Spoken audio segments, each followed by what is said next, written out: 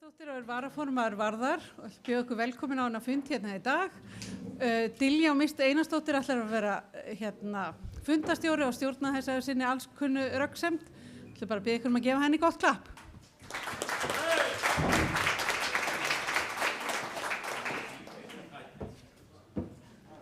Jæja. Ég er sem sagt Diljá Mist og ég átti að skila til ykkar kærikveðju frá forseta Alþingis, Birgi Ármannsyni. Hann náði mér sem ég var að hlaupa út úr þinginu áðan og sagðist ekki öfandi með þessu verkefni að fara að reyna að hafa hérna stjórn á 26 frambjóðendum. En ég svaraði því bara til að ég hefði sérstaklega gaman af því að segja fólki að þegja. En það var auðvitað hún játtaði mig síðan á fyrirkomulaginu sem ég er komið með hérna niður njörvað. Þannig að það er nú kannski ekkert líklegt að ég fái að segja einhvern að þegja. Ég er sérst þingmaður Reykvíkinga og er þess vegna komin hingað, en ég er líka varaborgarfulltrúi. Þannig að mér er nú sérstaklega ánægilegt að vera með ykkur og er ótrúlega spennt fyrir baráttunni með ykkur öllum í vor. 26 frambjóðendur og hérna er komin fullur salur af fólki í Valhöll og örugglega nóg af fólki að fylgjast með á streyminu og ef mér skjáttlast ekki þá er örugglega fleira fólk statt hérna og horfa á þennan viðburð heldur en tekur þátt í meðal prófkjöri hjá öðrum flokkum í Reykjavík. Þannig ég held að við getum bara vel unnað við það að halda áfram þessari lýðræðisveislu hjá okkur í Sjálfstæðisflokknum. En fyrirkomulag fundarins, af því að þetta eru 26 frambjóðendur, þá gefst ekki kostur á því að taka við spurningum úr sal. Og mér skilst að það sé hægt að senda, að sjálfstæðismenn geta sendt skriflega fyrirspurnir á netfangið reykjavík22@xt.is fyrir hádegi á morgun og þeim verður síðan svarað skriflega. Og vörður tekur þá samræmi svörin og birtir skriflega öll svör frambjóðenda. Þannig að það er fyrirkomulag og ykkar svona framleitt til umræðina. Samræmi spurningar? Já, samræmi spurningar, já, akkurat. Ekki svörin. Ég er nýbúin að vera í samræmingarnefnd. Þetta alræðisvald er að flækjast fyrir mér. En fyrirkomulag hérna verður þannig að hver og einn frambjóðandi fær að halda stutta framsögu. Oddvita frambjóðandinn fá að tala í 3 mínútur og hinir í 2 mínútur og við verðum óbúslega stíf á tímamörkunum. Leifur ætlar að vera tímavörður og hann setur bara svona miða til þess að gefa ykkur merki svo að þið viti hvenær tíminn ykkar er alveg að renna út. Og við dróum það hver myndi byrja og það er hún Ragnhildur Alda sem ríður á vaðið. Síðan kemur Hildur Björnsdóttir og svo skilst mér að hún Nína verði fyrsti frambjóðandi til þess að tala og síðan í stað svo eftir henni. Þannig að ég mun þá bara kynna þau til leiks eftir hvert frambjóðanda og bara hlakka til að hlusta á ykkur.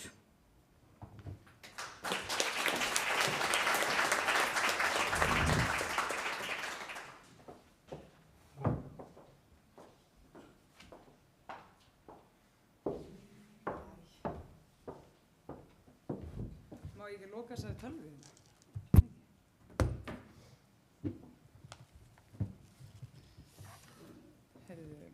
Já, við höfum þetta bara svona.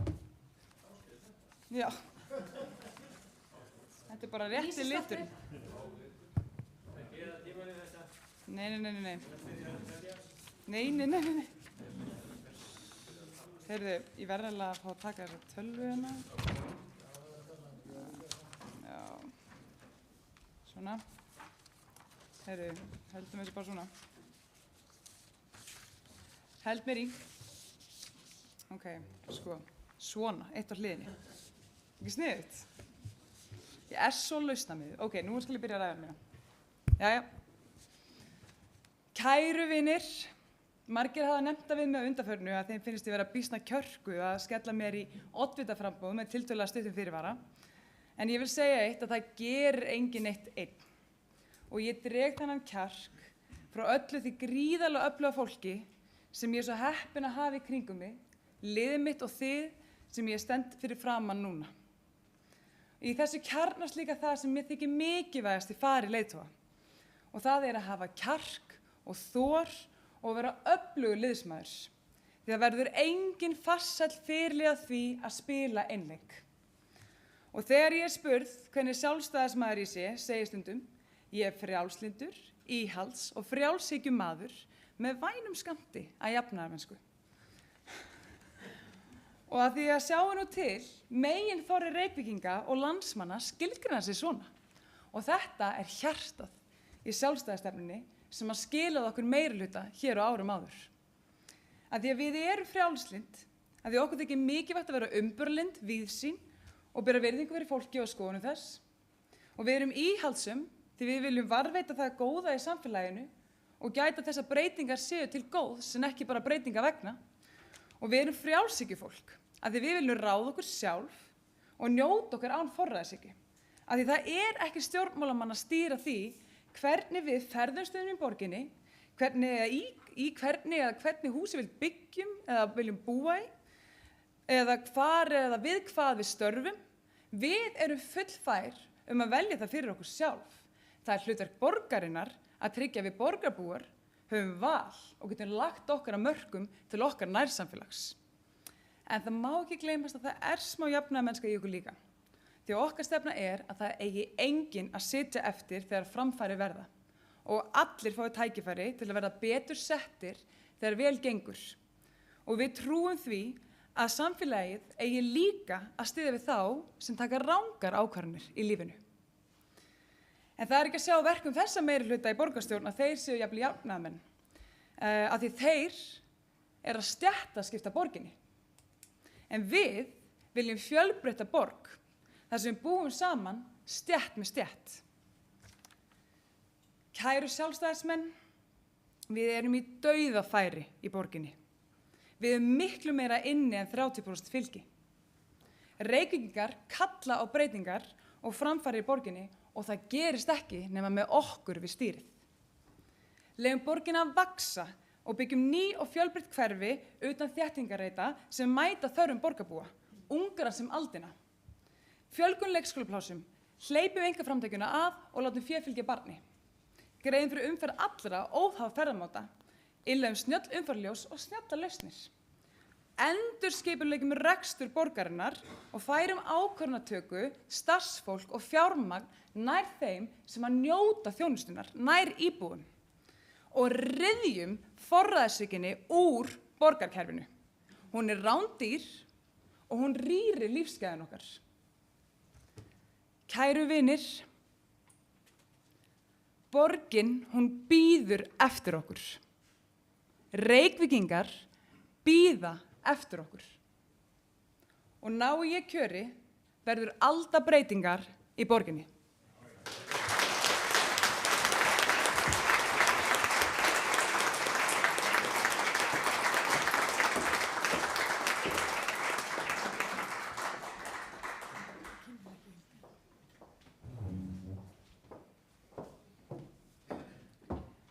Þá bjóðum við velkomna hinn oddvita frambjóðandann Hildi Björnsdóttur.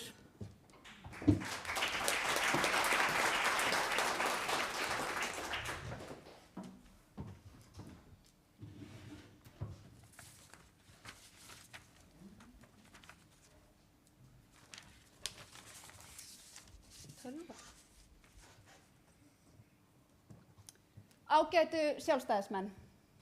Framundan eru mikilvægar kosningar þar sem borgarbúum mun gefast kostur á því að kjósa sér nýja borgarstjórn. Þessar kosningar eru ekki síst mikilvægar fyrir okkur sem trúum á sjálfstæðisstefnuna, því nú er kominn tími til að binda enda á þá eyðimerkurgöngu sem sjálfstæðisflokkurinn hefur verið í nær óslitið í næstum 3 áratugi. Við þessi tímamót er mikilvægt að sjálfstæðisflokkurinn byggi á framtíðarsýn sem sameinar fólk á öllum aldri á sem breiðustu sviði mannlífsins. Framtíðarsýn sem tryggir fólki og fyrirtækjum farsælan farveg til vaxtar og framfara. Það er nefnilega kominn tími á breytingar í borginni. Við þurfum að ljúka tímabili forræðishyggju og ráðleysis og hefja tímabil hagsýni, framsýni, uppbyggingar og framfara. Við þurfum að treysta fjárhaginn, leysa húsnæðisvandann, samgönguvandann og leikskólavandann og við þurfum að tryggja Reykjavík sem virkar fyrir fólk og fyrirtæki. Borgarstjórnarkosningarnar í vor munu snúast 2 mjög skýra valkosti. Áframhaldandi meirihlutasamstarf Samfylkingar og fylgiflokka undir forystu Dags B. Eggertssonar eða nýjan meirihluta undir forystu Sjálfstæðisflokks. Það má ekki gerast aftur að Sjálfstæðisflokkur vinni kosningasigur en finni ekki flokka til samstarfs. Sigri kosningar en tapi samt.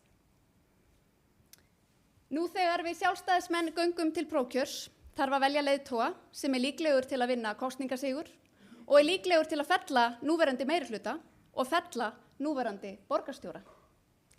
Við þurfum að velja leiðtoga sem getur miðlað málum þvert á flokka og sem treystandi fyrir því að ganga þá jafnvægislist sem samstarf á sviði stjórnmálana er.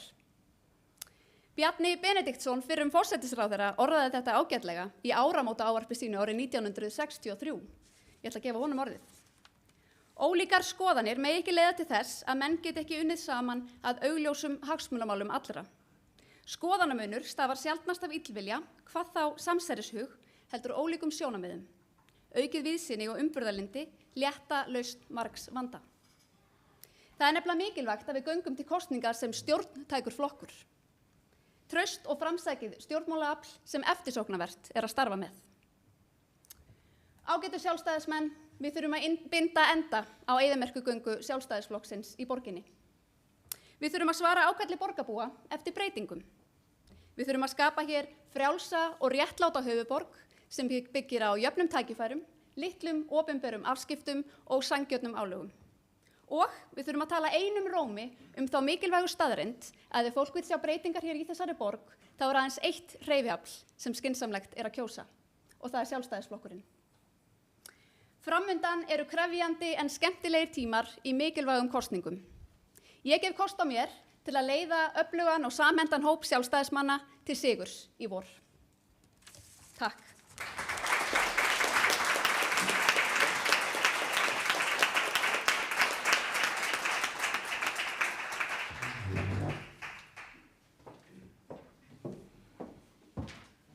Þá er það næst Nína Margrét Grímsdóttir.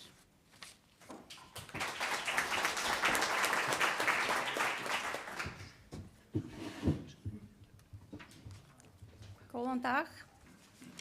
Ég er Reykjavíkingur og ég vil fá að ráða hvernig borgin mín á að vera. Reykjavík hefur þróast undanfarin ár hröðum skrefum í að verða smækkuð útgáfa af alþjóðlegum stórborgum eins og New York og London með öllum þeim kostum og göllum sem því fylgja. Ég bjó árabil í þessum borgum og hef því ágætar forsendur til að bera þær saman við Reykjavík. Kostir alþjóðlegra stórborga eru vissulega öflugt og íðandi mannlíf, en gallarnir að sama skapi hátt fasteignaverð, hækkuð glæpatíðni, útilokun einkabílsins, háir skattar og lágt opinbert þjónustustig við almenning.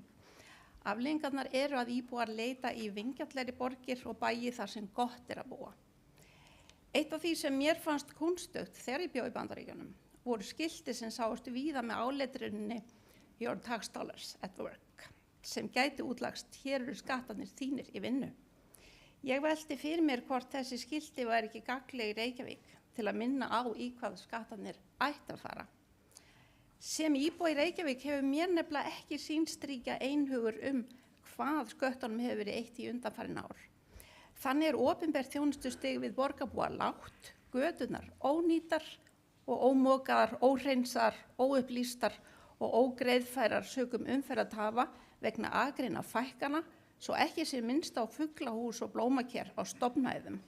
Skólar borgarinnar hafa heldur ekki stað undir væntingum. Miklar byggingar, illa viðhaldnar skólalóðir, sameining skóla þvert á vilja íbúa hverfa og þvingaðar þéttingarstefnur í nafni stórborgarstefnu.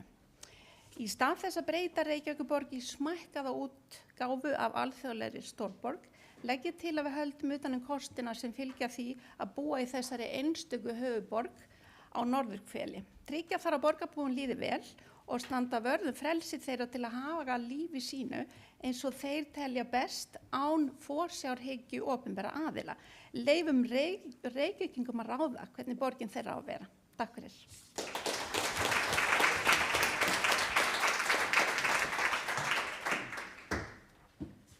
Þá býð ég Ólafi Guðmundssyni að vera næstur.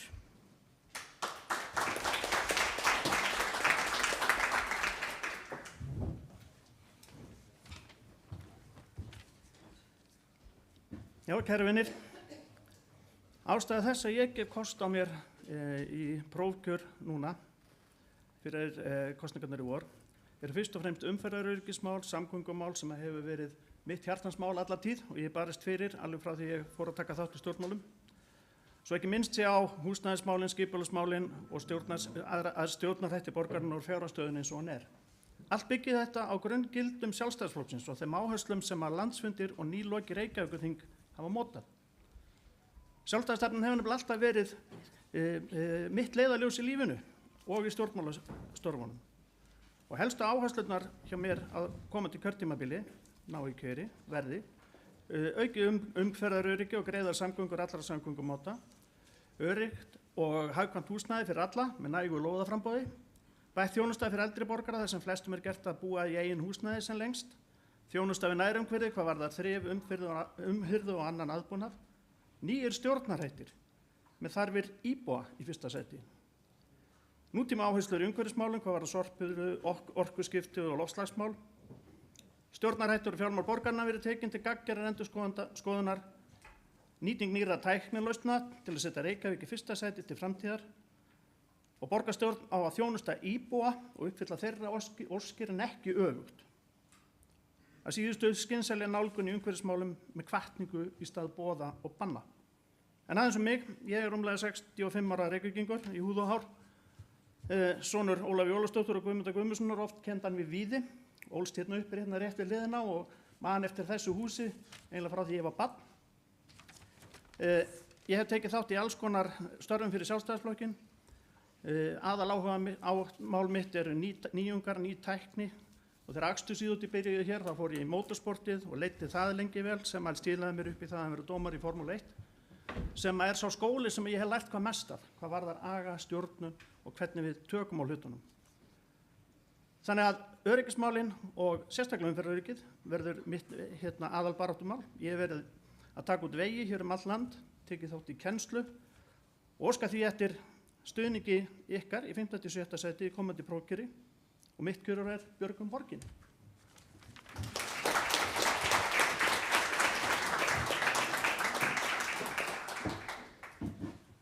Næsti frambjóðandi til að kynna sig er Ragnheiður Sverrisdóttir. Hún gat því miður ekki verið með okkur svo að við munum þó bara sýna vídeó frá henni, skilst mér.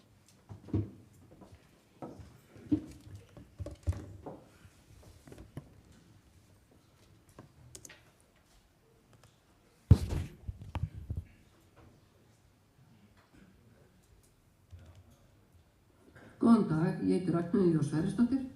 Ég er yfirleitt kölluð Jóna. Ég get kostað mér í 7. til 8. sæti því ég vil vinna að því að útrýma heimilisleysi. En þá er ég bæði að tala algjört heimilisleysi og líka bara ótryggar og óviðunandi aðstæður. Ég er með COVID núna og get ekki verið með ykkur. En ég get verið heima hjá mér. Það er margt fólk sem getur ekki verið heima þó sé veikt og vont veður úti því það á einfaldlega hvergi heima og það tel ég algjörlega óásættanlegt. Ég tel líka óásættanlegt að fólk sé í gistiskýlum árum saman. En það hefur margt áunnist í málaflokki heimilislausra með miklar og flóknar þjónustuþarfir.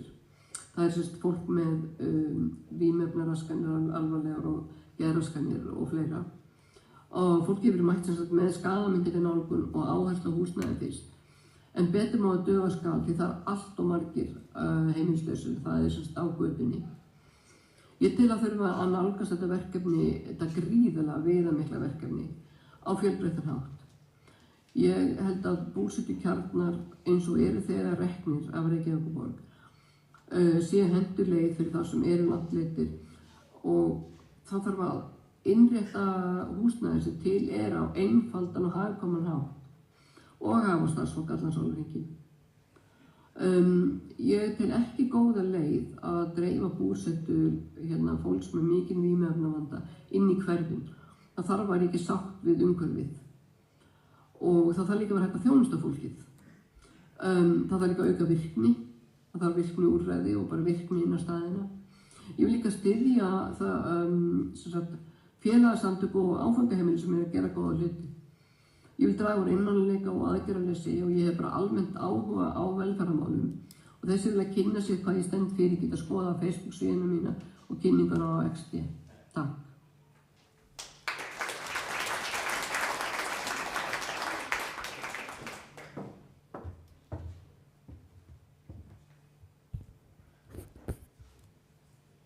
Næsti frambjóðandi til að kynna sig er Róbert Aron Magnússon.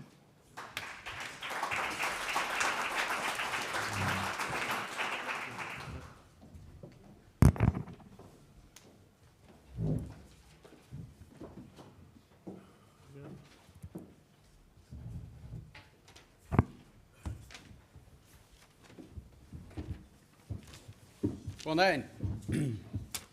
Róbert Aron Magnússon heiti ég. Ég er framkvæmdastjóri og veitingamaður og atvinnurekandi í borginni. Ég er einn af nýliðunum og bjóða mig fram í 7. sæti. Á síðustu árum hef ég sett upp fjöldan allan af veitingastöðum og viðburðum í borginni, ásamt því að ferðast með matarvagna inn í öll hverfi borgarinnar. Ég bjó erlendis í 11 ár í London, þar sem ég fór upphaflega í mastersnám og svo seinna stofnaði ég fyrirtæki ásamt öðrum og í framhaldi opnuðum við 4 veitingstaði í London, sem var mikill reynslubanki. Eftir ég flutti heim 2017 hóf ég minn eigin rekstur hér. Þá komst ég hins vegar fljótlega að því að stærsta hindrun atvinnureksturs í borginni er ekki markaðurinn, heldur frumskóg leyfisveitinga og reglugerða. Árabil hef ég átt við stjórnkerfi borgarinnar einn og óstuddur með ærnum tilkostnaði. Kerfið staðnar og vinnu gegn þeim sem vilja koma góðri hugmynd í framkvæmd. Besta efnahagsgerð borgarinnar í þágu atvinnulífs og sanngjarna og eðlilega aðferðin er að stytta afgreiðslutíma yfirvalda, gera raunhæfar og fyrirsjáanlega kröfur í reglugerðum og halda álögum í lágmarki. Fella niður óþarfa hindranir í öllum hverfi borgarinnar, aðeins þannig hafa allir jafna möguleika til að blómstra. Blómlegt atvinnulíf í borginni verður nefnilega ekki til að sjálfu sér. Ferðalag mitt með matavagna hverfi borgarinnar staðfesti svo í mínum huga þörfina fyrir bætta þjónustu við hverfin í borginni. Hvert sem komið var voru viðtökur góðar og íbúar þyrstir í aukna nærþjónustu. Ég lærði, það þarf að gera mun betur fyrir úthverfin, samhliða því að tryggja öflugri miðborg fyrir alla. Við þurfum að einfalda kerfin og bæta viðmót borgarinnar gagnvart atvinnurekendum. Efla úthverfin með aukinni verslun og þjónustu, búa þar til sterkan grundvöll fyrir ýmiss konar rekstur.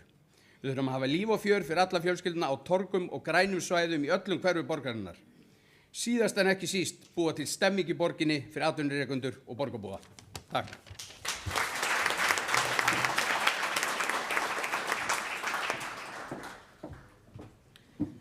Þá býð ég Söndru Hlíf og Karis að vera næsta til að kynna sig.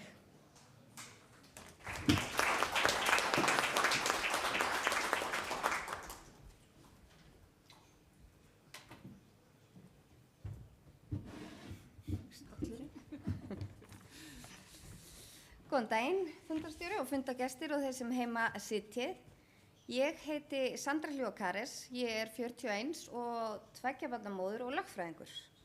Ég er einnig nýliði og er að bjóða mig fram í fyrsta skipti. Ég hef nú aðeins komið að starfi Sjálfstæðisflokksins og var meðal annars kosningarstjóri fyrir síðustu borgarstjórnarkosningar. Ég sit í barnaverndarnefnd Reykjavíkurborgar fyrir hönd Sjálfstæðisflokksins og sit einnig í kærunefnd útlendingamála. Ég hef starfað við fjölbreytt störf, bæði innan nýsköpunargeirans, fasteignageirans og byggingageirans. Þau mál sem standa næst mínu hjarta eru velferðarmálin og húsnæðismálin. Hvað varðar velferðarmálin þá finnst mér við hægrimenn svolítið hafa sofnað á vaktinni með að taka utan þau mál, því að ég trúi að gott velferðarkerfi sé grunnurinn að því að tryggja jöfn tækifæri, sem er það sem við hægrimenn viljum standa fyrir og höfum lagt áherslu á og sérstaklega gagnvart börnunum í borginni.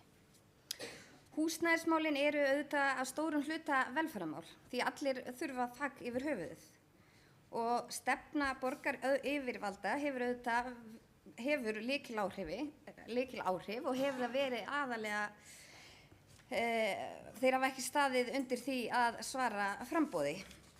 Eftirspurn segi ég. Og það er bráðnauðsynlegt að íbúðarhúsnæði komist af teikniborðinu, að þau festist ekki þar. Það er að byggja upp samhliða þéttingu, þarf að byggja upp ný hverfi, Keldur, Örfirisey og svo framvegis. Ég held að öllum sé ljóst að það þarf að taka til í borgarkerfinu og skera niður í yfirbyggingunni af því leyti að fækka skrifstofustjórum yfir skrifstofustjórum og færa fjármunina inn í grunnþjónustuna. Ég vil taka til í borgarkerfinu, ég á auðvelt með að taka erfiðar ákvarðanir og þess vegna býð mig fram í 3. sæti. Takk fyrir.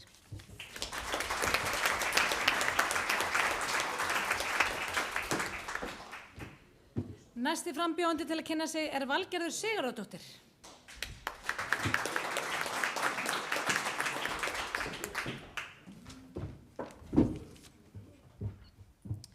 Kæri vinir, ég heiti Valgerður Sigurðardóttir og er Grafarvogsbúi og óska eftir að vera áfram í 3. sæti á listanum okkar sjálfstæðismanna í borginni. Ég flutti í Grafarvoginn sem er eitt af okkar höfuðvígjum fyrir 20 árum.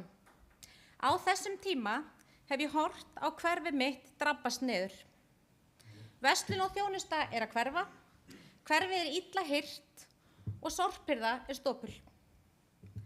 Biðlistar eftir leikskólaplássum eru of langir og grunnskólanum okkar hefur verið saminað ítrekkaðir þrátt fyrir þvert á vilja íbúa. Því miður er svipaða sögu að segja úr öðrum hverfum borgarinnar. Grunnþjónustan er í stuttu máli í Mólum og það í eina sveitarfélaginu á höfuðborgarsvæðinu sem innhendir hámarksútsvar. En þrátt fyrir dimma daga okkar sjálfstæðismanna í borginni þá er bjart framundan. Borgin okkar er full af tækifærum, en til þess þurfum við sjálfstæðismenn tækifæri. Við þurfum að auka flæði í umferðinni og bæta almenningssamgöngur, en megum alls ekki þrengja að annarri umferð. Við þurfum að tryggja framboð lóða og snúa frá þéttingu byggðar í óþökk borgarbúa og skipuleggja borgina út frá þörfum fólks á öllum aldri. Við þurfum byggingar og skóla í eigu Reykjavíkurborgar sem eru ekki skaðlegar fyrir heilsu. Við þurfum að stytta boðleiðir og bæta þjónustu við borgarbúa. Við þurfum ekki tugi starfsmanna á skrifstofu borgarstjóra sem hefur blásið út mörg 100%. Við þurfum ábyrga fjármálastjórn. Kæru vinir, ég vona að þið styðji mig áfram í 3. sætið á listanum okkar. Sjálfstæðisflokkurinn þarf fólk sem talar fyrir góðum, hægri gildum. En hann þarf líka fólk sem gengur í verkin. Fólk sem er hægt að leita til með allar þessar litlu og stóru hluti sem okkur finnst betur megi fara í borginu okkar. Þannig hef ég unnið undanfarið kjörtímabil og þannig vil ég vinna áfram næstu 4 árin, fá ég ykkar traust og umboð til þess. Takk.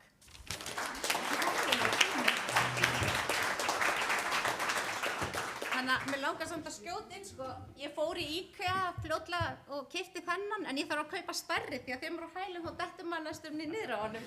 Þetta er mjög óþægilegur ræðustóll. Tengi. Næstur til að kynna sig er Viðar Helgi Guðjónsson.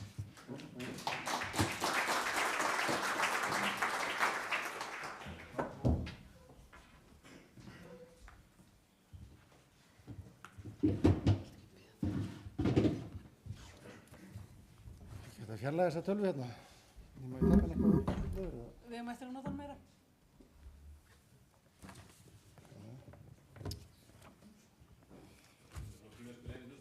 Já, ég held að.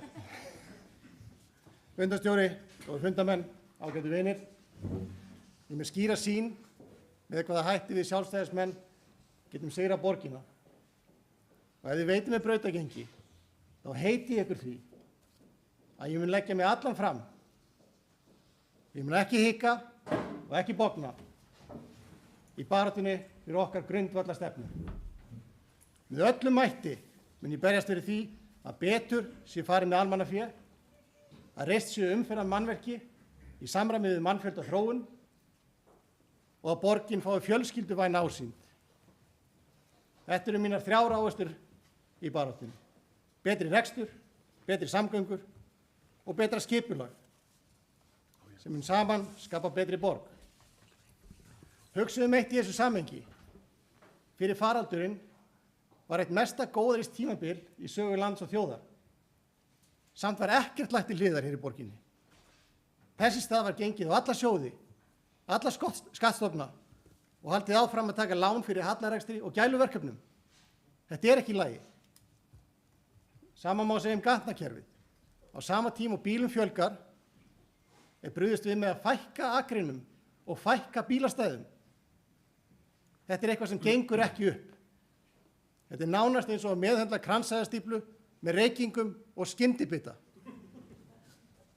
Ég myndi vilja sjá nokkur mislæg gatnamót reist á næsta kjörtímabili og að bílastæðum verði fjölgað. Þegar kemur að skipulega borgum þá líka að huga fjölskyldum og sérstaklega ungum fjölskyldum. Það er ekki eðlilegt að hús og garður standa ekki lengur fjölskyldum til boða. Slíkt enda með hnignun. Ágætu vinir, ég vonast eftir ykkar stuðningi í 4. til 5. sæti og saman getum við sigrað borgin í vor.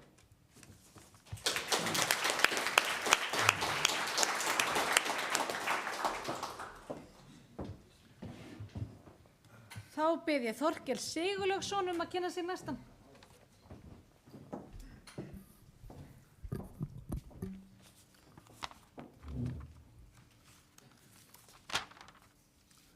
Ágætu félagar og gott sjálfstæðisfólk nær og fjær. Ég heiti Þorkell Sigurlaugsson og býð mig fram í annað sæti til borgarstjórnar hér hjá sjálfstæðismönnum. Mínt framlag til málana er aðalega það að ég búin að starfa í atvinnulífinu eins og það er kallað, í atvinnurekstri alla mína ævi.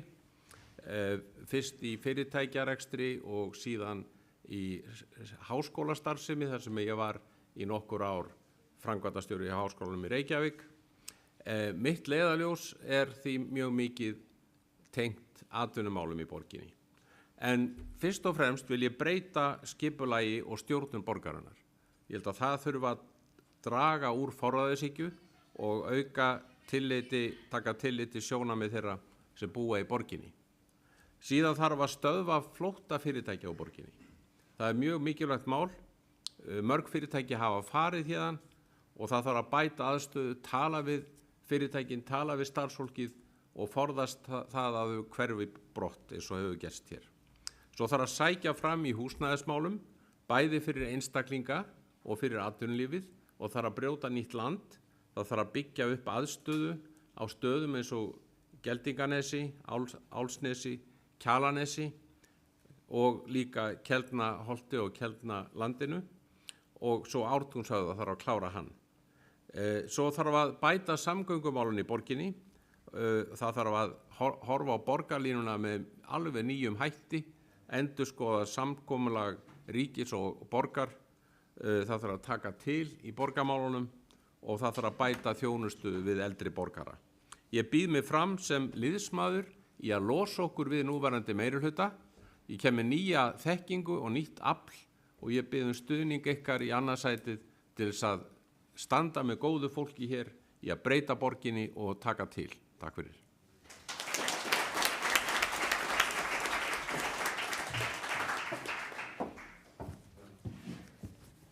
Næstur í pontu er frambjóðandinn Þórður Gunnarsson.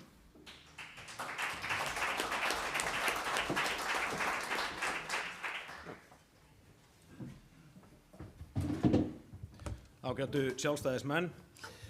Meirihlutinn í Reykjavík hefur tvöfaldað skuldir borgarinnar á síðastliðnum 2 kjörtímabilum. Nema skuldir alhlutans eins nú tæplega 150 milljörðum króna og samkvæmt fjárhagsáætlunum núverandi meirihluta verða þær auknar tæplega 100 milljarða á næstu árum til viðbótar.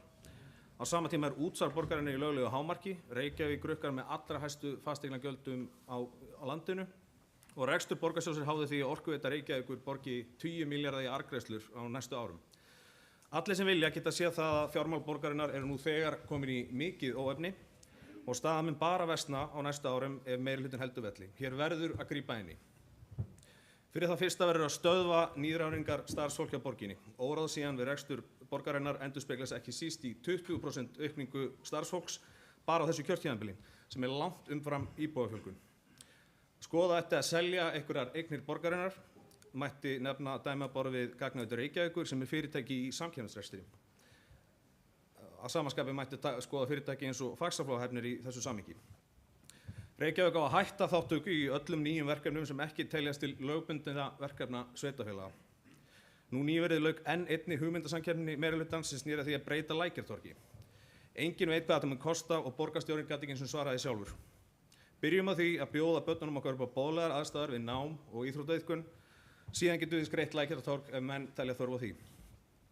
Eftir að skikki hefur verið komið á efnahag borgarinnar ættum við sjálfstæðismenn jafnframt að berjast fyrir því að fasteignaskattar á atvinnuhúsnæði verði lækkaðir en þeir ættu að vera lægstir í borginni á landinu. Það eru langmest af fasteignum og það eru langverðmætastar. Undir lokin vil ég þakka meðframbjóðendum mínum fyrir málefnalega baráttu í aðdraganda prófkjörsins. Bæði fyrir og eftir kosningar þurfum við að starfa sem ein heild og vera samstíga óháð því hvert okkar endar á framboðslistanum. En að því sögðu óska ég eftir stuðningi fjórða. Takk.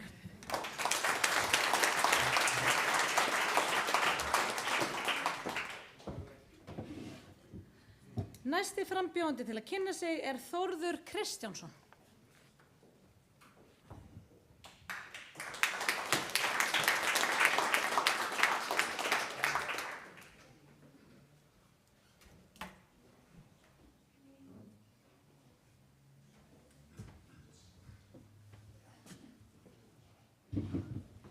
Já, komið sæl, hafa hann að vera með ykkur hérna. Ég er líklegast aldursforsetinn af ykkur sem að hafa reynt að bjóða þessu fram hér og ég er bara stoltur af því. Ég held að sé engin eldri en ég hérna. Og af hverju er ég þá hér? Það er vegna þess að ég hugsa mest eldri borgara. Það hefur engin rætt eldri borgara nema hérna Þorkell er rétt á það. Ég starfa með og starfa fyrir eldri borgara í mínu hverfi og eitt að það er upp í 110 og hvað er ég að gera þar með því ágæta fólki sem það er að fá þetta fólk sem er eitt inn í sinni íbúðu. Við erum að reyna að fá þau út úr íbúðunum og koma í félagsstarfið. Þetta er eitt af því sem ég er að vinna að ásamt hérna öðru. Og það er virkilega gaman að því að hérna starfa. Ég fer ekki inn á neitt það sem þið hafið rætt hérna á undan mér. Ég hef bara ekki eins og þekking á því. Það er gaman að heyra í ykkur. Ég hef unnið, ég vann hjá Vegagerðinni í 40 ár og þekkja til samgöngumála eins og Ólafur og það þarf nú ekki að fara mörgum orðum það, hvernig samgöngumálin eru. Ég þekki þau náttúrulega best út á landi en hér innanlands í Reykjavík þau fyrir neðan allar hellur. Ég sóttist ekki eftir neina ákveði sæti. Það henta mér vel að vera í bakvarðarsveitinni og starfa með ykkur öllum. Takk fyrir.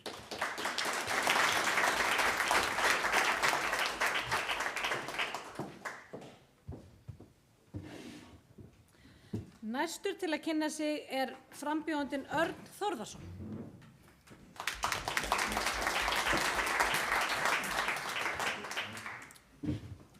Kæru félagar, byrja því að takk Þórður að taka það fram að þú ert elstur, svo það fær nú ekki að milli mála, ég er þá næst elstur. 2 mínútur í ræðu. Það er sá tími sem við fáum í andsvör í borgarstjórn þegar það er búið að stytta ræðutímann. Þannig að ég ætla að vera svolítið snöggur, ég er borgarfulltrúi og varaborgarfulltrúi og viðlóðandi borgarmálin í 8 ár. Þar áður var ég sveitarstjóri og þar áður var ég að vinna fyrir sveitafélaginu og það er svo langt síðan á síðustu öld að ég hitti nú hérna þann mann sem réði mig í starf á síðustu öld og hann var löngu búinn að gleyma því að ég hefði verið ráðinn á síðustu öld að taka mín fyrstu skref í málefnum sveitafélaga. Ég hérna er þess vegna hokkinn að reynslu og það er það sem ég vil draga fram og ég held að sé mjög mikilvægt að maður eins og ég með þessa miklu reynslu sé með í hópnum. Ég er ekki að trana mig fram, það fer mér ekki vel, þannig að ég vil vera partur á hópnum. Ég vil veita aðhald bæði út á við og líka ekki síður inn á við. Ég ætla að segja við ykkur, og ekki bara við ykkur sem er að hlusta, heldur líka við ykkur frambjóðendur, að framundan eru erfiðir hlutir til að takast á í borginni. Við þekkjum það öll. Það þarf að skera niður og það þarf að taka til í rekstrinum og það þarf að fara í fullt af málum sem eru óskemmtileg. Ég hef reynslaði, ég fór í gegnum rekstur á sveitafélagi eftir hrunið, bankahrunið og það var allt annað en skemmtilegt. En það þurfti að gera það og ég treysti mig til þess að gera það aftur. Ég hef þekkingu á því og reynslu á því að það er hægt að komast í gegnum þetta. Við þurfum að passa okkur á því að við mögum ekki skerða grunnþjónustuna. Við þurfum að styðja við skólamálin og velferðarmálin og það er einmitt þar sem að minn áhugi liggur á eftir fjármálunum. En takk fyrir, ég sækist þetta í 4. til 5. sæti. Takk.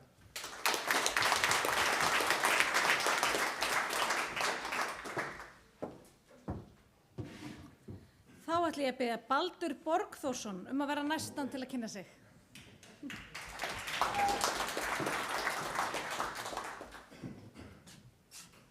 Góðan daginn, ágætu fundargestir og þeir sem heima sitjið. Ég ætla að hafa þetta mjög einfalt hérna hjá mér.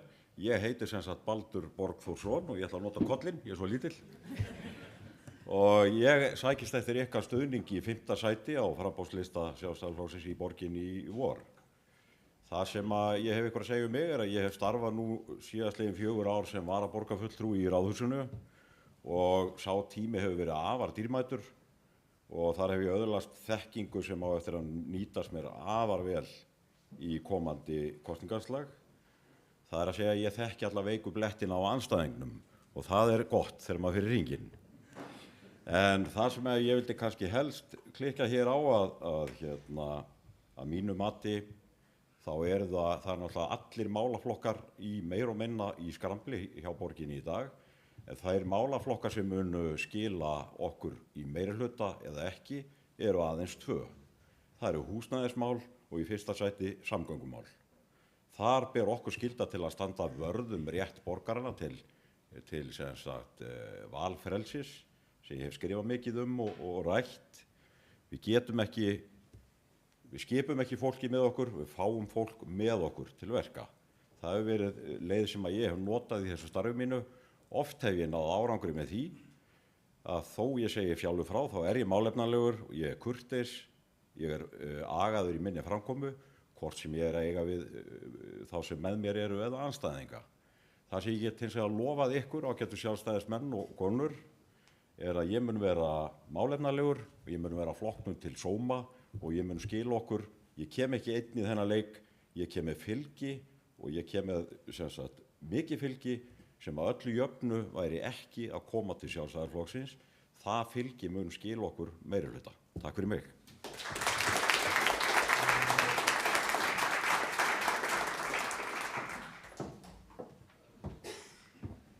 Þá ætla ég að biðja hana Birnu Hafstein að koma og kynna sig.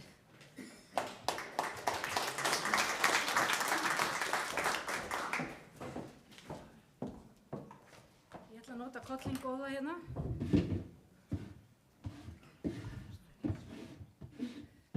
Þetta er vonlaus hælakoll, kollur, ég hef nú alveg að segja það. Jæja.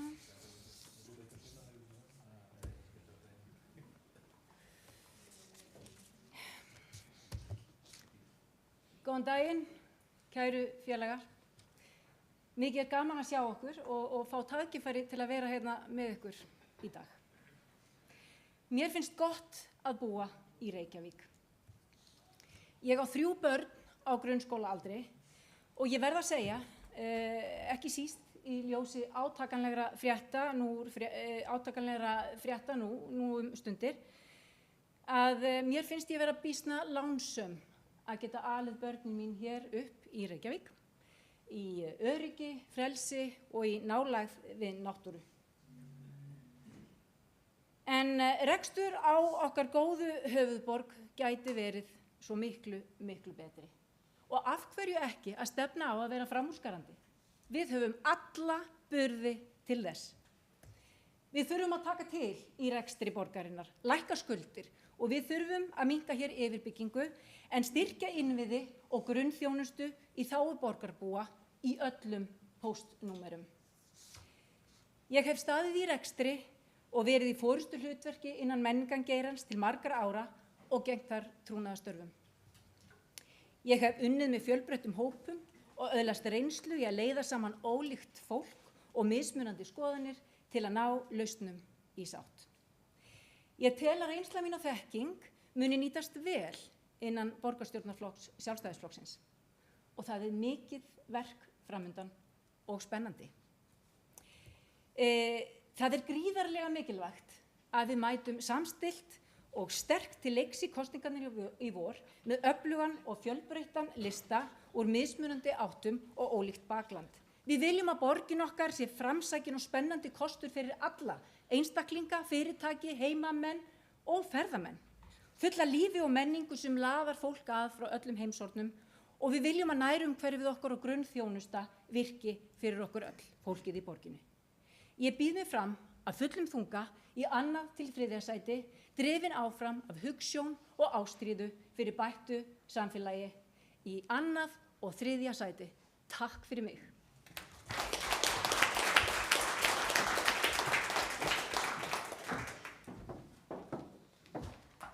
Jæja, þá erum við rúmlega hálfnuð og frambjóðandi staðið sig virkilega vel við að halda tímamörkin.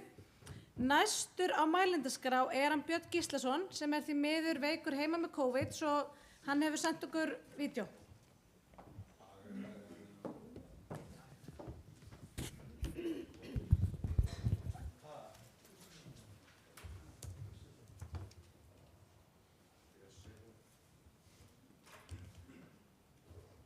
Kæru flokksystkinn, Björn Gíslason heiti ég og borgarfulltrúi og sækist eftir 3. sæti í prófkjörinu sem framferðum aðra helgi. Ég einn af 40.000 Íslendingum sem nú með COVID. Ég hef verið borgarfulltrúi frá árinu 2018 og varaborgarfulltrúi frá 2006. Ég hef treyst mér á mennt og starfaði lengi hjá slökkviliði höfuðborgarsvæðisins. Ég hef formaður íþróttafélagsins Fylkis þar sem góðskumikið starf og stoltur að hafa verið einn af þeim sem ruddi brautina fyrir rafíþróttastarf á Íslandi. Á þessu kjörtímabili hef ég setið í menningar, íþrótta- og tómstundaráði og öldungaráði. Nú set ég umhverfis- og heilbrigðisráði, innkaup- og framkvæmdaráði, íbúðaráði Árbæjar og Norðlingholts og varamaður í stjórn Orkuveitu Reykjavíkur. Ég mun beita mig fyrir bættum samgöngum og bættum lóðaframboði. Bráðnauðsynlegt að brjóta upp land og gera lóðir. Nú að varðandi samgöngumál þarf að flýta eins og kostur mislægum gatnamótum Reykjanesbrautar og Bústaðavegar og eins við Arnarnesveg. Þá verður að skoða mislæg gatnamót á Miklubraut, Kringlumýrarbraut og fleiri staði. Ég hlynntur bættum almenningssamgöngum og svokallari borgarlínu light eða léttri borgarlínu. Jafnframt ég hlynntur á hlúðverði að Reykjavíkurflugvelli sem í raun aðalsamgöngumiðstöð landsins og verður þá næstu áratugi í það minnsta. Þá mun ég halda áfram að beita mig fyrir auknu aðgengi barna og ungmenna að íþrótta- og tómstundastarfi með þátttöku borgarinnar. Mikilvægt að lýðheilsa og lífsgæði eldri borgara séu einnig í fyrirrúmi en stuðla verður að aðgengi aldraðra að skipulagðri íþróttastarfsemi. Ennfremur legg ég áherslu á að í leik- og grunnskóla verði nám sem hæfir öllum og fjölbreytni í skólastarfi. Fleiri valkosti verði í boði þegar kemur á námsleiðum og fjölbreyttir rekstrarform skóla. Umgjörð skólastarfs verði nútímalegu formi og umhverfi þess tryggt með fullnægjandi viðhaldi á skólahúsnæði. 2 mínútur, takk fyrir.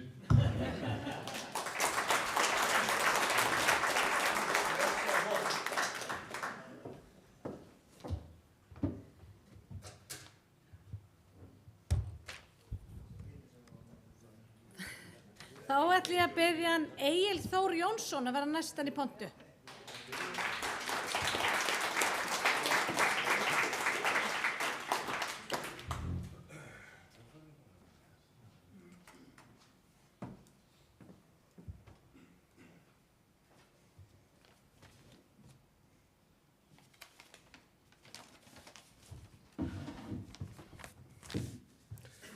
Egil Þór Jónsson heiti ég. Ég hef síðastliðin 4 ár starfað sem borgarfulltrúi Sjálfstæðisflokksins en sækist í ár eftir 7. sæti fyrir komandi prófkjör.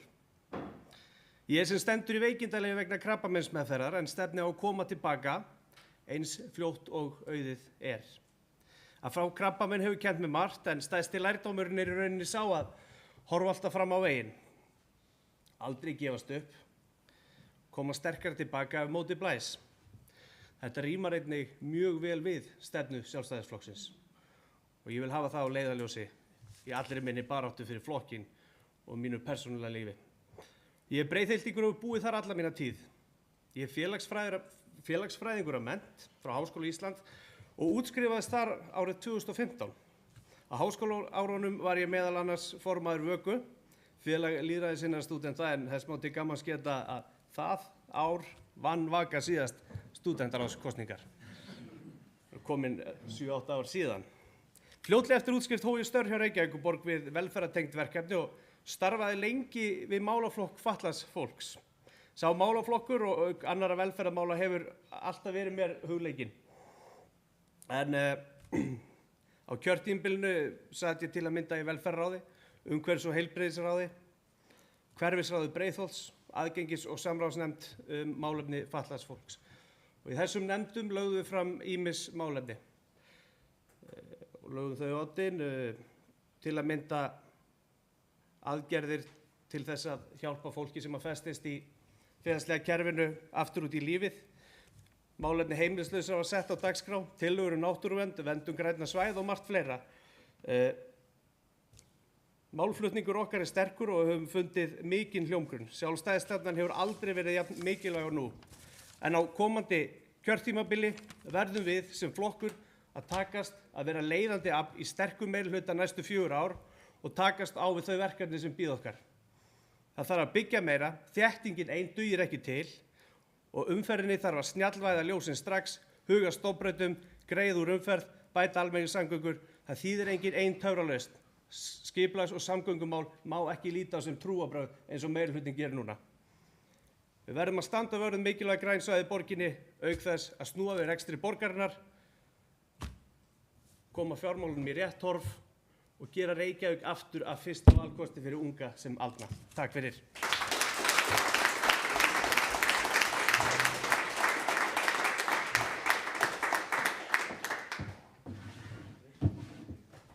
Friðjón Friðjónsson þá næsti frambjóðandi til að kynna sig.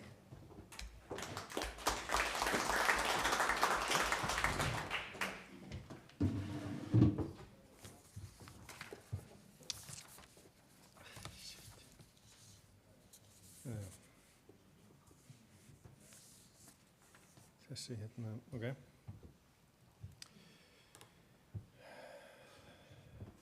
Ég reyna átt að maður hvort ég þurfa að nota lesgluraugun eða ekki, sko. Þannig að hérna, við látum reyna það. Fundarstjóri, fundargestir. Mér langar til þess að segja ykkur smá gátu sem kjánagátu sem ég heyrði daginn. Hvað er það sem að mokar ekki snjó á veturnar, sópar ekki göturnar á vorin og slær ekki grasið á sumrin? Það er Reykjavík. Þjónusta borgarinnar er nefnilega farin að hljóma eins og slappu brandari. Og verkefni sem að við stöndum frammi fyrir er að sannfæra borgarbúa að við, sjálfstæðisfólk, getum gert betur. En það er ekki allt. Við þurfum líka að sýna að við erum umburðarlynd, að við höfum skilning á ólíkum viðhorfum og sjónarmiðum. Meirihlutinn hefur það ekki. Þau hafa ekki umburðarlyndi gagnvart fólki sem vill eiga garð og yrkjan, eða eiga bíl og keyra hann. Þau skilja ekki að það er til fólk sem vill búa nær náttúrunni og fjær í miðborginni. Ég skil það, ég ólst upp í Móanum sem þá var í botni Fossvogsdals og í Elliðaárdalnum. En ég skil líka fólkið sem vill geta labbað á kaffihúsið og labbað í Melabúðina. Við vinnum ekki þessar kosningar með því að segja við fólk sem hefur ólíka skoðanir og lífstílinn við að það hafi rangt fyrir sér, að það þurfa að skipta um skoðun, að þau verða að vera sammála okkur. Við vinnum kosningar með því að vera opin fyrir nýjum hugmyndum, umburðarlynd gagnvart ólíkum skoðunum og sannfærandi þegar við segjum við kjósendur að við getum bætt þjónustu við borgarbúa. Og trúverðug þegar við segjum hvernig borg við viljum búa í. Fyrir mér er það Reykjavík þar sem allir finna sér stað, bíllausir og bílóðir, gangandi og hlaupandi, hjólandi og spólandi. Borg sem skikkar okkur ekki í einn samgöngumáta, einn búsetuhátt, einn lífstíl. Borg sem býður upp á fjölbreytta búsetukosti, sérstaklega fyrir aldraða. Reykjavík þar sem að fólki líður vel. Borg sem að mokar snjó, sópar götur og slær gras. Þess vegna býð ég mig fram í annað sinn, í annað sætið, því að mig langar til þess að vinna fyrir ykkur, fyrir alla borgarbúa og fyrir Reykjavík. Takk.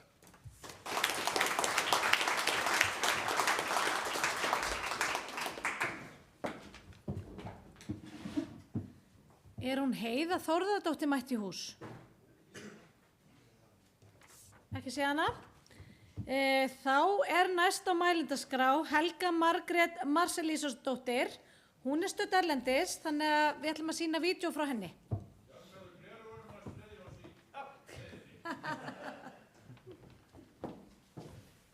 Kæra þakkir.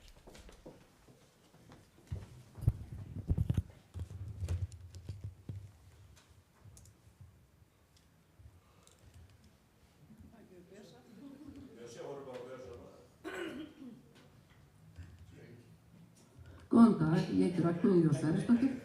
Ég er yfirleitt kölluð Jóna. Hæ öll, ég heiti Helga Margrét Marselísdóttir. Ég er 34 ára gömul, frá Ísafirði, bý í Safamýri með manninum mínum og 2 dætrum. Ég gef kost á mér í 5. sæti. Ég hef tekið þátt í flokksstarfinu síðan ég var 18 ára gömul. Þá formaður fylkis á Vestfjörðum, síðar í SÚS og svo tekið þátt í starfinu hinn í borginni. Það gerir mig því sérstaklega leiða að geta ekki verið með ykkur öllum í Valhöll í dag. Staðan er hins vegar sú að þegar þetta myndband verður sýnt verði ég stödd í skólanum mínum í Danmörku, Royal Academy of Music, að leggja loka hönd á meistaragráðuna mína í ryþmiskri kórstjórn og raddútsetningum. Á undanförnum árum hef ég stjórnað ótal kórum, tónlistarverkefnum, tónlistarhópum og fagnaði meðal annars 10 ára afmæli hinsegin kórsins. En hinsegin kórnum hef ég mitt stjórnað frá stofnun. Þar hef ég séð frá fyrstu hendi hversu mikið tónlistin gerir fyrir fólk og samfélag. Og aldrei hefur það verið skýrara en síðustu 2 ár þar sem okkur var gert að stöðva alla miðlun listar í landinu, nánast með harðri hendi. Við höfum oft heyrt talað um Bítlabæinn Keflavík og tónlistabæinn Ísafjörð. Af hverju ekki tónlistarborgin Reykjavík? Ég vil að borgin stórefli hlutverk skapandi greina í öllu skólakerfinu, frá leikskóla upp allan grunnskólan, sömuleiðis í tónlistarstarfi innan tónlistarskóla og leiti allra leiða til þess að finna nýjar leiðir til þess að nálgast listina í starfi. Með því að leggja áherslu á listsköpun allra skólastega eflum við það sem svo miklu máli skiptir. Samkennd, samvinnu, rökhugsun, geðheilsu og gleði. Og í því samhengi má minnast á að það finnst varla sá Nóbelsverðlaunahafi sem ekki hefur menntun eða reynslu í einhverri skapandi listgrein. Fjölgum Nóbelsverðlaunahöfum í Reykjavík. Gerum Reykjavík að tónlistarborg.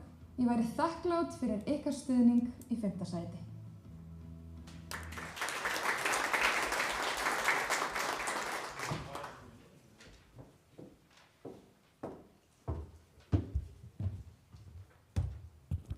Þá er næsti frambjóðandi til að kynna sig Helgi Áss Gretarsson.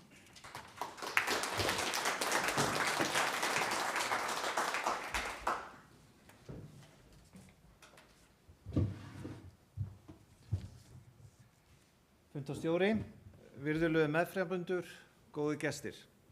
Ég heiti Helgi Áss Gretarsson og býð mig fram í 5. sæti framboðslista Sjálfstæðisflokksins fyrir komandi borgarstjórnarkosningar. Ég er 45 ára lögfræðingur en hef frá 17 ára aldrei verið stórmeistari í skák ásamt því að hafa varið markið í yngri landsliðum Íslands í fótbolta. Já, ég er mikill keppnismaður. Ekki bara í íþróttum þó, heldur líka í barningnum. En við Ólöf Vala Ingvarsdóttir eiginkonan eigum samtals 6 börn frá 15 til 26 ára. Þannig hef ég meðal annars kynnst ýmsum afkemum kerfisins hér í Reykjavík. Ég vil þó að segja að áherslu mína liggja fyrir í málefnum borgarinnar og vegna hins takmarkaða ræðutíma vil ég fremur ræða við ykkur það risavaxna verkefni að koma Reykjavík úr höndum núverandi borgarstjórnar meirihluta. Að mínu mati hefur þessi meirihluti yfir sér pólitískt rétthugsandi blæ en það sem útkoma fyrir hinn almenna borgara er stöðnun og lóðaskortur, samráðsleysi og ógagnsæð stjórnsýsla, óráðsía í fjármálum borgarinnar og síðast en ekki síst, borgarstjóri sem flýr á hólmi þegar áþreifanlegur vandi steðjar að venjulegu fólki. Svo sem eins og þegar opinberar framkvæmdir misheppnast hrapalega, mygla kemur upp í skólum og snjómokstur er í mólum. Kæru fundagestir, með baráttu gleðina af vopni Sjálfstæðisflokkurinn eina vonin til að sigra þennan meirihluta. Til að ná því markmiði höldum við núna öflugt prófkjör, stillum saman sterkum framboðslista og örkum í framhaldinu samhent í kosningabarátuna. Vinnum borgina á grundvelli sjálfstæðisstefnunnar, verum bjartsýn og höfum trú á framtíðinni. Virkjum allan fjöldan í grasrót Sjálfstæðisflokksins til að vinna borgina tilbaka. Hefjum hana á ný til vegs og virðingar í samfélagi höfuðborga heimsins. Eins og við Framarar segjum. Fram til sigurs!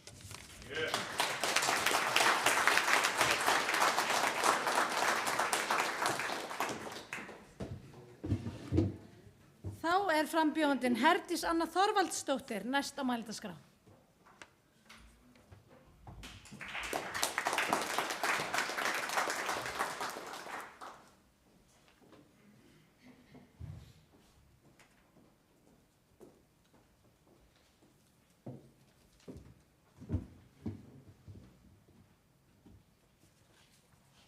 Gott að ég í góðu jafnvægi.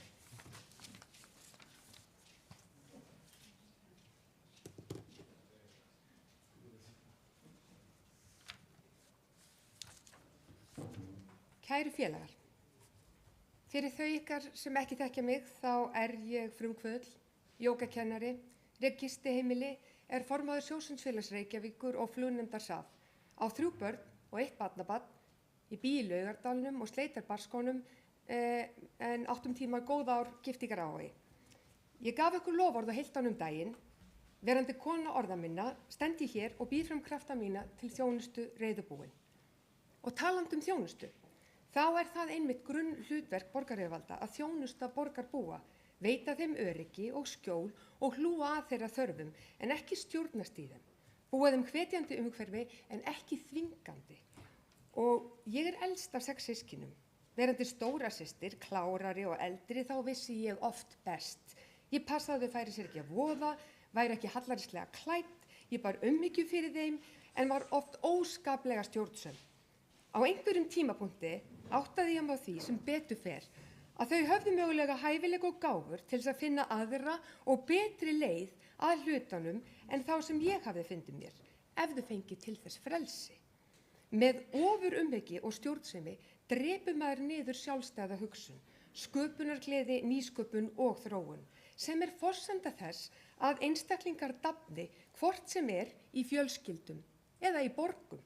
Það nefnilega fín lína á milli umhyggju og forræðishyggju og í Reykjavík virðist þessi lína hafa skolast til. Ég til dæmis endurnýja hús og sótt leyfi fyrir kvisti sem flóttavelið til að gera rýmið á loftinu öruggt.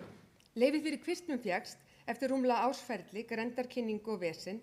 Í síðustu viku var ég svo tilbúin í framkvæmdir en þá voru liðin rúmlega 2 ár frá því að leyfið hafi fengist og það því útrunnið. Ég talaði við sjálfan byggingafulltrúa Reykjavíkurborgar og því miður eru reglurnar bara svona. Ég þarf að fara í gegnum allt ferlið aftur, þrátt fyrir að allir viti sérstakar aðstæður í samfélaginu, COVID og etc.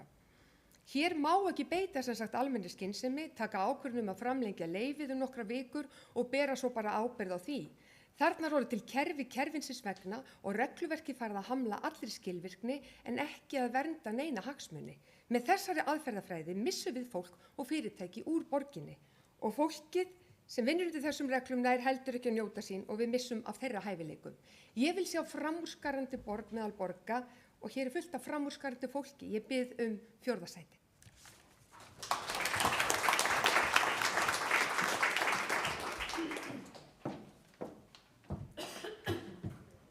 Næst fáum við að sjá myndband frá Ingibjörgu Gretu Gísladóttur sem gat ekki verið með okkur.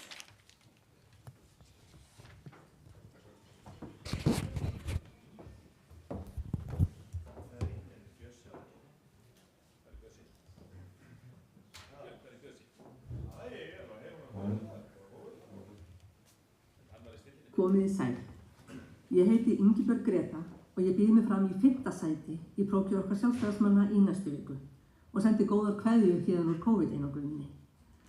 Ég er 56 ára gömul, nýsköpunarfræðingur og leikona og mig klæjar í puttana að taka til í borginni.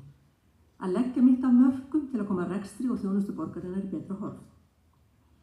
Ef við hugsum alla þá snertifleti sem borgin á við okkur frá því að við fæðumst og þar til við kveðjum þetta líf, þá eru þeir allmargir. Og þessar snertifleti þarf að endurhanna og snjallvæða. Börnin okkar þurfa að komast fyrir inn í leikskóla, grunnskólarnir þurfa að vera sjálfstæðir og fjölbreytilegir og við þurfum að geta valið í hvaða grunnskóla við sendum börnin okkar og því valið þarf að fylgja fjármagn. Við þurfum að endurhanna borgarlínuna, laga allar misfellur í því verkefni. Ungt fólk þarf að komast í eigið húsnæði, þarf að eignast þak yfir höfuðið. Þétting byggðar, mér hugnast ekki svo leið sem farin hefur verið. Ég vil sjá græn svæði í borginni og ég vil stækka hana, ekki þrengja að okkur borgarbúum. Og landfylling, hún þarf að vera í samræmi við umhverfið. Ég vil að sjá allar okkar ákvarðanir í borgarmálum með fólk, fjármagn og umhverfi í huga. Og það er svo aðferðafræði sem ég aðhyllist. Eldri borgarar, það er mitt hjartans mál að eldri borgarar fái þá þjónustu sem þeir þurfa, ekki að þeir þurfa að aðlaga sig að því sem til er, heldur að kerfið aðlaga sig að þeim. Ég vil koma rekstri borgarinnar í miklu betra horf, að lækka skuldir og við sem þekkjum til heimilisbókhalds vitum að við líðum ekki að skuldunum einu saman. Hvað þá heil borg? Ég býð mig fram í 5. sæti og ég lofa að fá ég til þess brautagengi að leggja allt mitt að mörkum til að borgin okkar verði betri til að búa í, lifa í og leika í. Takk.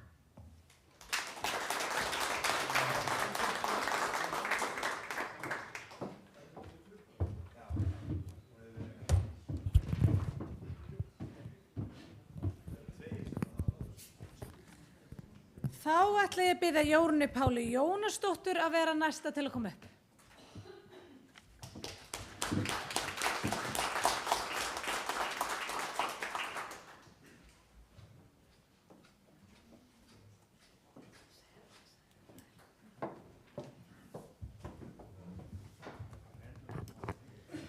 Það er búið að vara mann við fjallgöngu hér.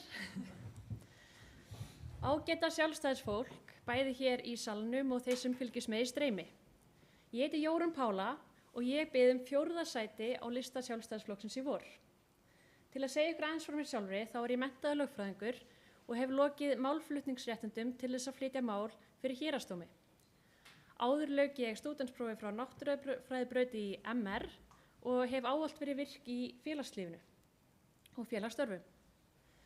Ég hef verið hluti af borgarstjórnarhópi Sjálfstæðisflokksins frá árinu 2014, hef setið í ráðum og nefndum á vegum borgarinnar og nú síðast starfað sem borgarfulltrúi í ykkar þágu. Ég er fædd og uppalin í Breiðholti og er þar búsett í dag ásamt börnunum mínum 2. Ég býð mig fram vegna þess að ég vil breyttar áherslur hjá borgarstjórn og borgarstjóra. Ég vil borgarstjórn sem hlustar á borgarbúa en þykist ekki vita betur.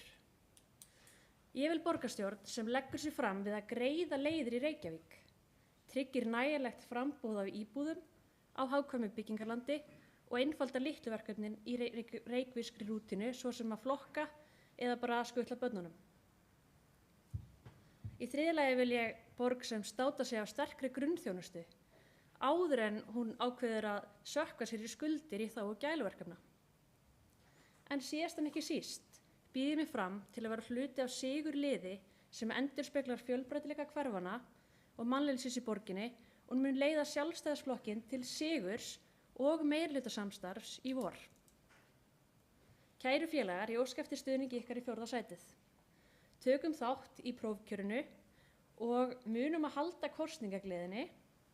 Framundan eru sveitarstjórnarkosningar og verkefni núna er að stilla upp lista sem rústar þessu í vor. Takk fyrir.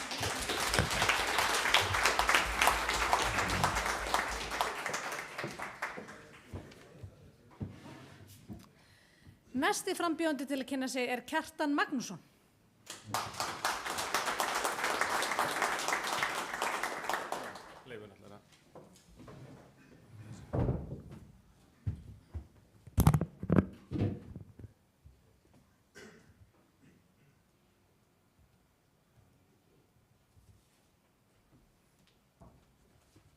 Takk Leifur. Leifur lagar hlutina, hann næsti borgarverkfræðingur.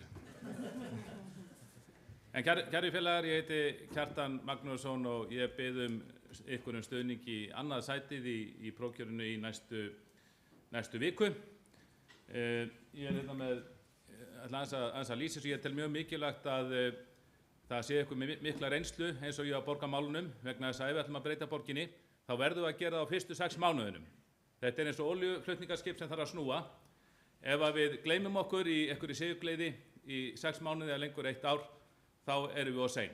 Við þurfum að vita nákvæmlega þegar við náum ráðhúsinu hvað við ætlum að gera og byrja breytingarna strax og þekkja kerfið.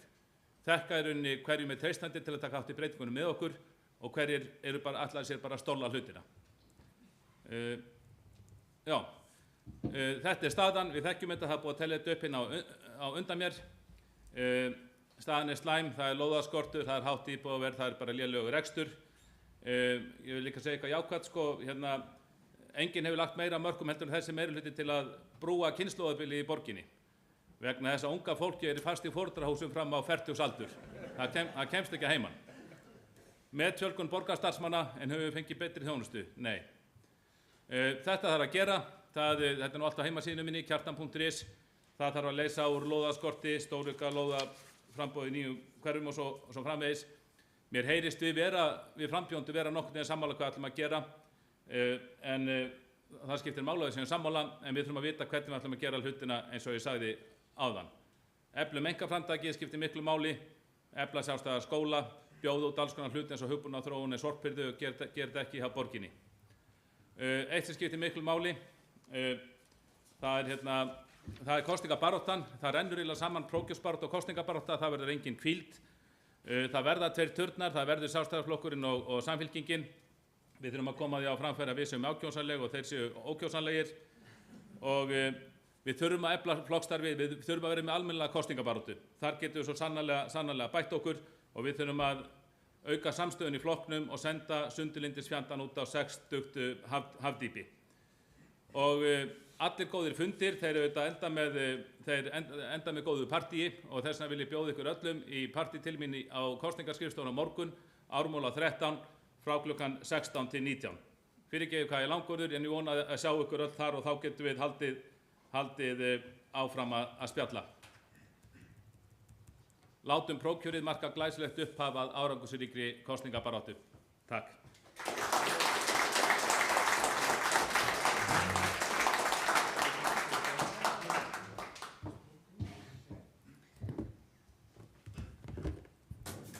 Síðasti frambjóðandi til að kynna sig hér í dag er Marta Guðjónsdóttir og ég býð hana velkomna.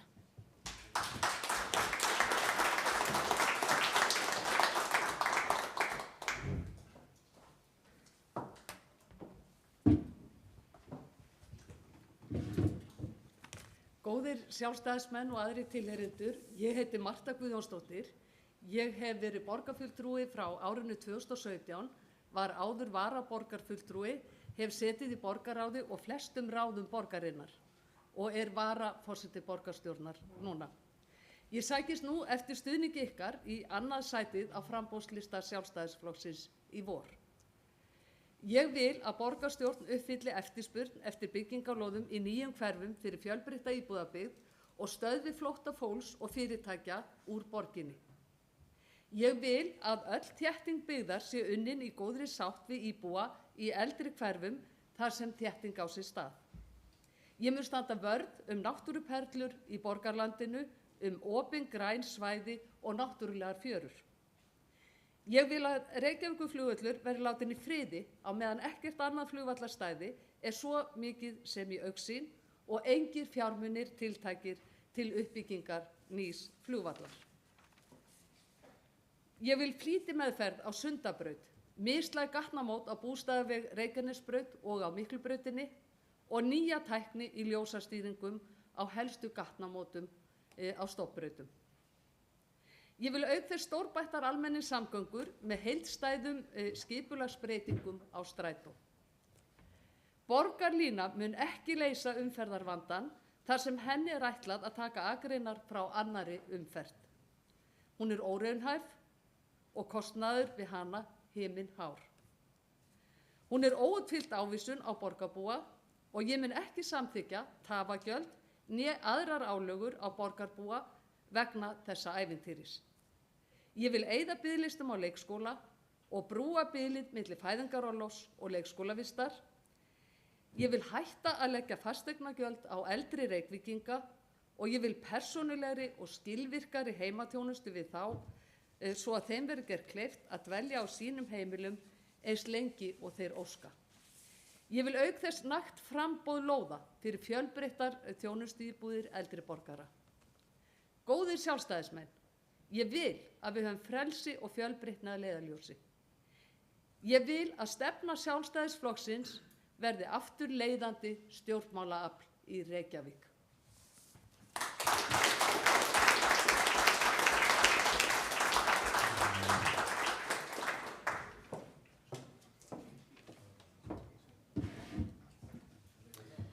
Jæja, kæru vinir, takk fyrir góðan fund.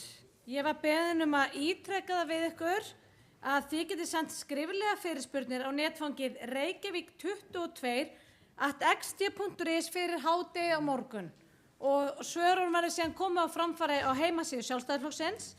Það ljóst eftir þennan fund að það verður vandúr að ráða. Það stefnir í það minnsta í það að við teflum fram breiðfylkingu á listanum okkar í vor og það auðvitað það sem Sjálfstæðisflokkurinn og svo ég steli nú orðalagi eins frambjóðanda hérna áðan að það bara þannig sem við rústum þessi vor. Takk fyrir mig.